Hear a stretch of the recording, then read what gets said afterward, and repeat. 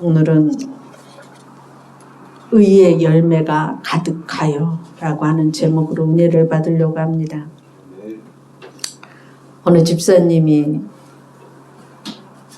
컴퓨터 서버와 장비 사업을 태국에 가서 하다가 홍수가 너무 심하게 지는 바람에 모든 장비가 물에 다 잠겨서 못 쓰게 됐습니다. 그때부터 이 집사님은 하나님을 향한 원망이 쏟아지기 시작했습니다.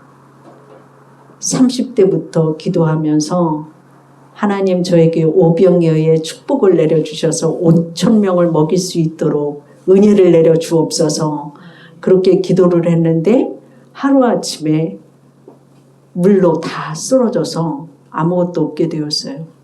5,000명을 먹인다고 했지만 가족도 부양을 못할 정도로 어려워졌고 그 위기로 인하여서 가정도 깨지게 될 위험에 처하게 되었습니다. 그렇게 오랜 기간 동안 부부가 힘들게 지내다가 그들 마음속에 스스로 이제 우리가 하나님께로 돌아가야 되겠구나. 하나님께 우리가 돌아가면 회복되지 않을까? 그런 마음으로 하나님께 돌아와서 예배를 드리는데 눈물이 쏟아지면서 하나님의 만져주심을 경험을 하면서 예배를 통해서 힘주시고 위로해 주시는 하나님을 체험하면서 나 다시 살 수 있겠다. 나 다시 일어설 수 있겠다. 다시 시작할 수 있겠다. 그런 생각을 하게 되었고 그런 생각을 하면서 치유하심을 체험하면서 원망과 불평은 영적인 병이구나. 그거를 깨닫고 감사하는 순간부터 치유되었다고 하는 고백을 한 것을 볼 수 있었습니다. 오늘 말씀을 보면 사도 바울이 빌립보 교회 성도들을 향한 감사의 기도예요. 성도들이 복음에 참여하는 것에 대해서 하나님께 헌신하고 충성한 것에 대해서 감사하면서 기도한 내용이 오늘 바울의 감사기도 내용이에요. 이 감사기도 내용을 보면 하나님은 빌립보 성도들이 복음을 위해서 참여한 것에 감사의 기도를 드렸던 것을 볼 수 있어요. 빌립보서 1장 6절 말씀에 보면 너희 안에서 착한 일을 시작하신 이가 그리스도 예수의 날까지 이루실 줄을 확신하노라. 아멘.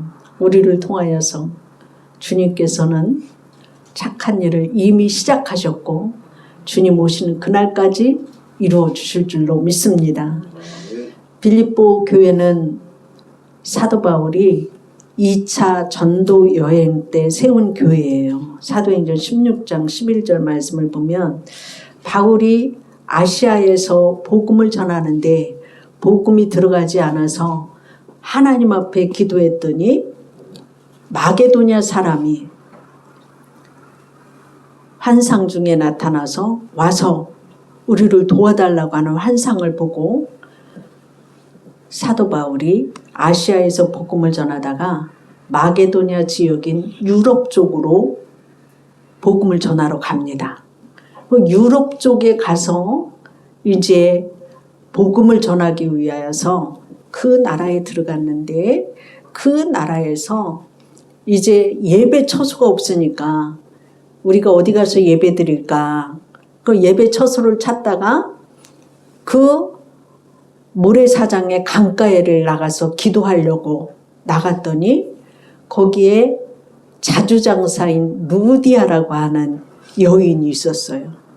근데 그 자주장사인 루디아가 사도 바울이 예배를 드리면서 복음을 전할 때 하나님께서 루디아의 마음을 열어서 예수를 믿게 됐어요. 예수를 믿으면서 그 사도 바울 일행을 당신들이 정말로 내가 예수 믿는다고 하는 것을 당신들이 인정하거든 우리 집에 와서 유하십시오. 그래서 이 루디아 자주장사 집에 사도 바울이 들어가서 거기에 가서 이제 기거를 하면서 복음을 전하기 시작한 거예요. 그것이 바로 빌립보 교회가 된 거예요.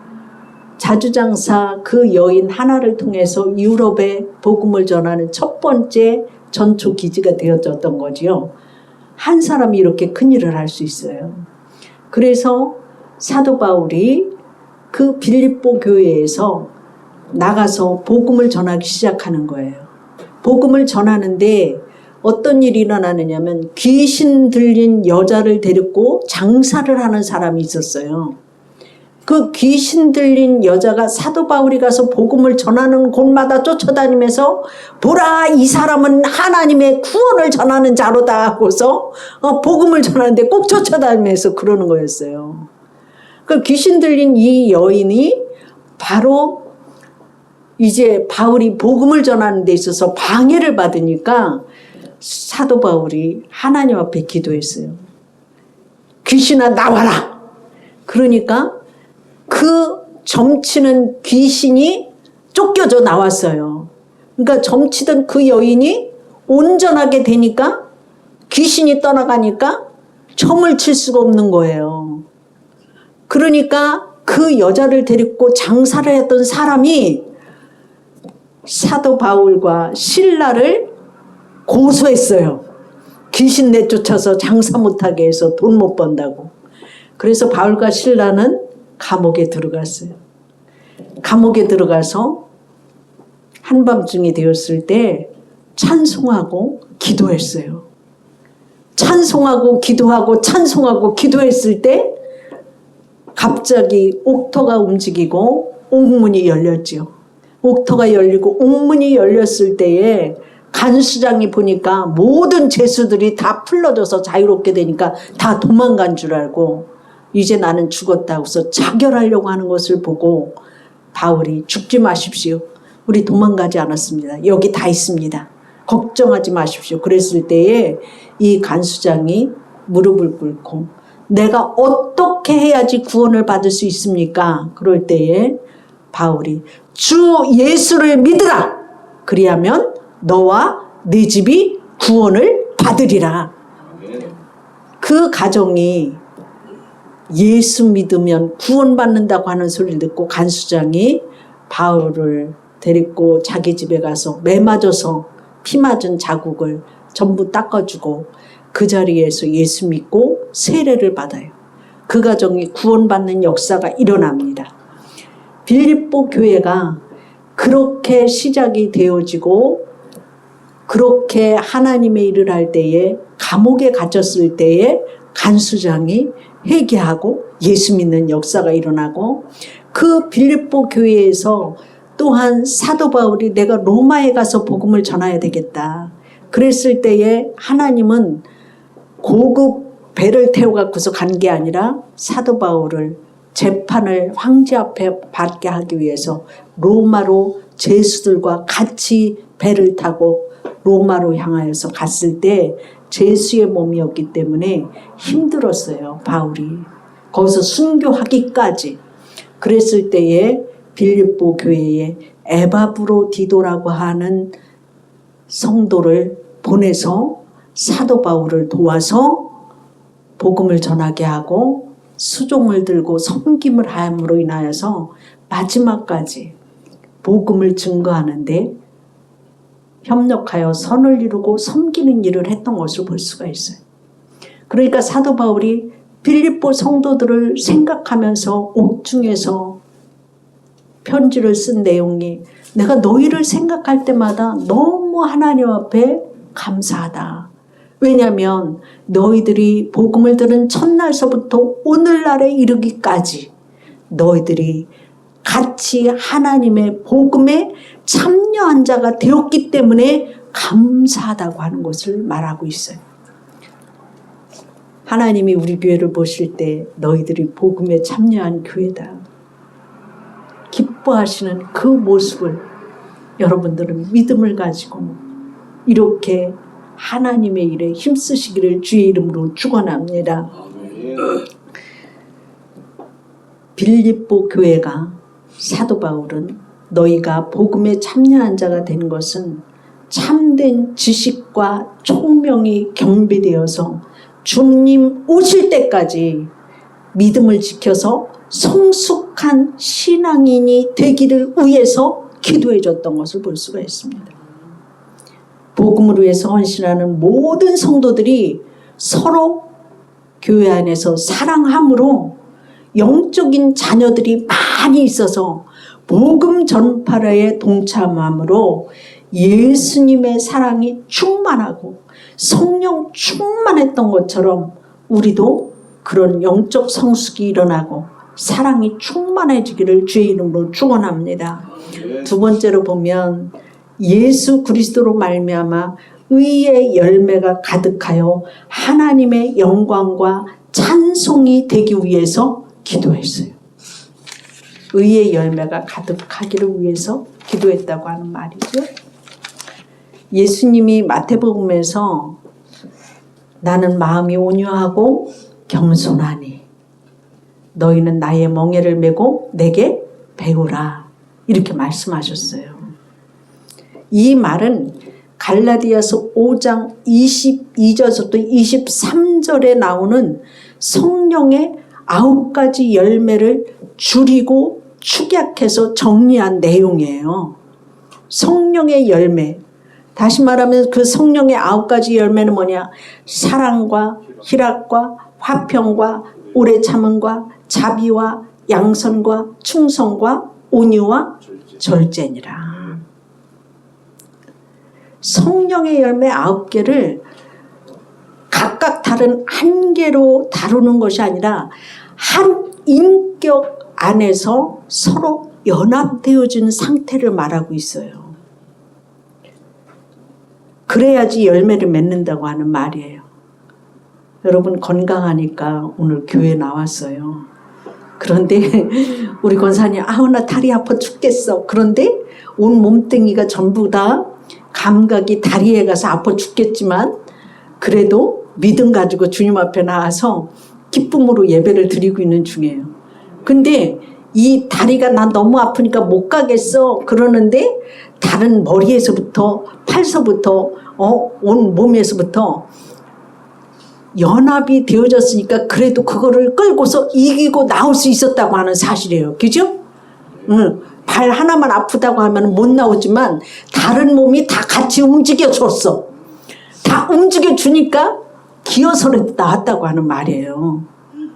우리는 성령의 사람은 사랑과 저 사람은 사랑만 있어. 저 사람은 충성만 있어. 그런 거 아니잖아요. 그죠? 사랑과 희락과 온유와 절제와 모든 부분이 다 같이 하나가 활동이 되어져서 아버지 앞에 성령의 열매를 맺는 거예요.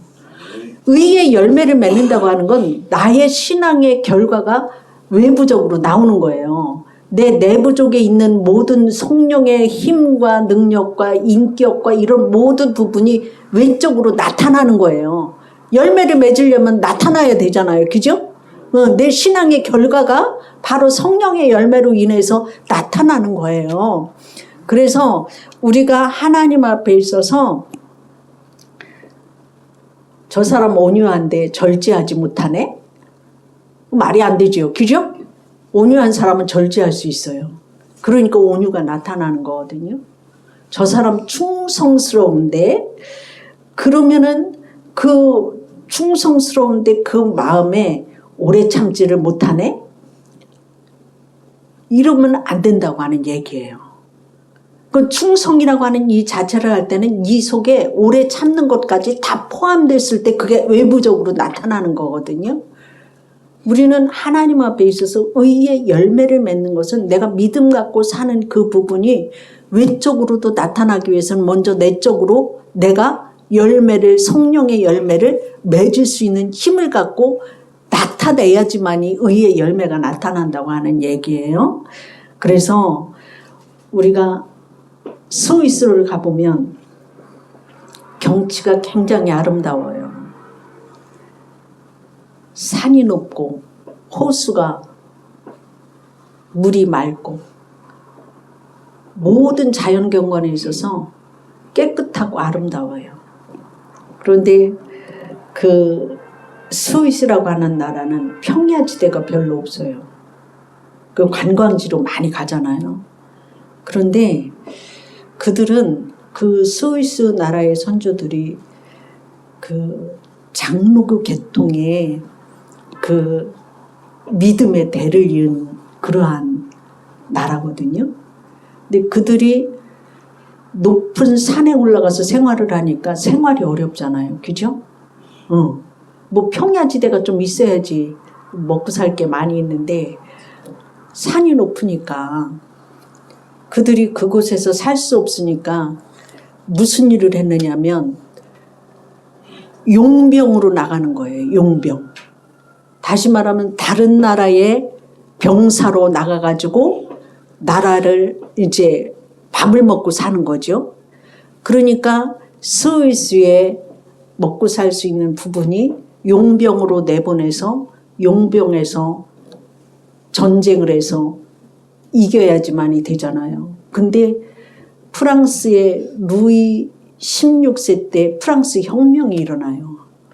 그럴 때에 왕의 그 말하자면 왕실의 그 전쟁의 그 이렇게 용병들로 가서 있는데 그 혁명군들이 전쟁을 하다 보니까 스위스 용병들이 이렇게 와서 있으니까 탈출할 수 있는 길을 열었어요. 그래서 루이 16세가 이제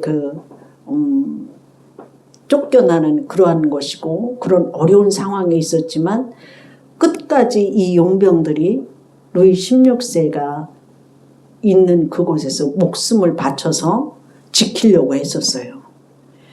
그러니까 그 유럽이라고 하는 그 나라에서 스위스의 용병은 신뢰성, 믿음성이 끝내준다고 하는 생각을 다 하게 된 거예요. 그래서 그 용병으로 지금도 여러분이 잘 아는 교황청, 천주교의 교황청의 그 호위병으로 스위스 용병들을 갖다가 세워요. 왜냐하면은 그 정도로 당신네 나라 사람들은 믿을 수가 있습니다. 그거죠. 그리고 이들은 산업을 발전시킬 때 알프스 산맥이 막혀가지고 산업 발달을 할 수가 없는 거예요. 그러니까 그들이 무엇을 만들었느냐면 시계를 만들었어요. 시계를 만들어서 가방에다 넣고 다니면서 팔았어요. 그래서 스위스는 지금도 세계의 혁신 국가의 3위 안에 들어요. 그리고 스위스 관광을 가면 명품으로 시계를 지금도 세계적인 시계 명품은 스위스에서 나와요. 왜 그렇습니까? 그들의 삶이 척박하지만 하나님의 말씀으로 믿음으로 살았고 하나님의 신뢰성과 사람들에게 그 신뢰성이 있기 때문에 나라가 부강해지고 그런 척박한 환경임에도 불구하고 관광지로 개발이 되어지고 산업 발달에 있어서 큰 것이나 그런 것은 지역적으로 나라가 적고 인구가 적기 때문에 되지 않기 때문에 의약품이나 작은 것을 해서 세계적으로 유명한 혁신국가로 지금도 당당하게 살고 있지 않습니까? 여러분, 믿음이라고 하는 자체를 하나님 앞에 있어서 정말 그리스도의 심장을 갖고 여러분들이 하나님의 일에 앞장선다고 한다면, 복음에 참여한 자가 되어진다면 여러분을 하나님께서 귀하게 여기시고 여러분을 통하여서 하나님의 복음이 땅끝까지 증거되어지는 일을 하게 하실 줄로 믿습니다. 빌립보 성도들이 칭찬을 들은 이유는 성숙한 믿음과 그리스도의 사랑을 가지고 그들이 하나님의 일에 주님이 오시는 그날까지 믿음을 지켜나가는 그 부분을 위하여서 기도했듯이 여러분의 삶이 그렇게 되기를 주의 이름으로 축원합니다. 기도하겠습니다. 사랑의 하나님, 감사드립니다. 그리스도의 귀한 복음에 저희들이 연약하지만 참여시킴으로 인하여서 하나님의 일을 할 수 있도록 은혜를 베풀어 주셨으니 감사를 드립니다.